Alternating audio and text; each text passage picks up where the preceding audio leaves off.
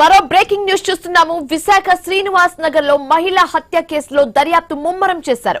CC footage ఆధారంగా అనుమానితుడిని గుర్తించారు పోలీసులు నిందితుడిని అదుపులోకి తీసుకున్నారు. మహిళ గొంతు నులిమి హత్య చేశారు దుండగులు.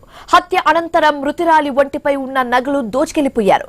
అనంతరం మృతదేహాన్ని ఎవరికి కనిపించకుండా మంచం కింద దాచిపెట్టారు. ఇదే అంశానికి సంబంధించి మరింత తాజా సమాచారం కరెస్పాండెంట్ రాజు ఫోన్ ద్వారా అందిస్తారు. రాజు, అసలు ఈ హత్య ఎందుకు చేశారు?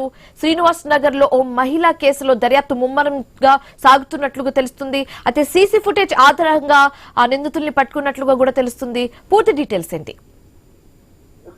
విశాఖపట్నంలో జరిగినటువంటి దుర్ఘటనకు సంబంధించి కూడా స్థానికులు అయితే కలకలం మొదలైంది. అక్కయ్యపాలెం సమీపంలోని శ్రీనివాస్ నగర్ లో ఉన్నటువంటి నివాసం ఉంటున్నటువంటి ఆ పిల్ల పార్వతి అనే మహిళ ఇంట్లోకి అయితే దొండగుడు చొరబడి మహిళ గొంతు నిలిమి హత్య చేసి అనంతరం ఆమె ఒంటి మీద ఉన్నటువంటి బంగారు ఆభరణాలు అయితే దోచుకుపోవడం జరిగింది. దీంతో పాటు ఆ మృతదేహాన్ని కూడా దాచిపెట్టే పరిస్థితి అయితే వచ్చింది. ఆ మృతదేహం బయటకు కనిపించకుండా ఆ ఇంట్లో ఒక మంచం కింద దాచిపెట్టి ఎవరికి కనిపించకుండా బయటకు వెళ్ళిపోయిన పరిస్థితి కనిపిస్తుంది. అదే విధంగా సీసీ కెమెరాలకు దొరకకుండా కూడా కొత్త తరహాలో నుంచి ఏదైతే హత్య ఇంట్లో చొరబడ్డానికి వెళ్ళేటప్పుడు మామూలుగా ప్యాంటు షర్టుతో వెళ్ళినటువంటి దొండగుడు అట్నుంచి ఒక నల్ల కోటు కూడా వేసుకొని బయటకు రావడం జరిగింది. అయినప్పటికీ కూడా పోలీసులు అయితే కొన్ని గంటల్లో ఆ నిందితుడిని అయితే గుర్తించి అదుపులోకి తీసుకోవడం జరిగింది. నిందితుడు ముఖ్యంగా ఏదైతే హత్య చేసిన అనంతరం బంగారంతో పాటు పరారైపోతున్న నేపథ్యంలోనే ఆ సీసీ ఫుటేజ్ ఆధారంగా అయితే దొండగుడిని అయితే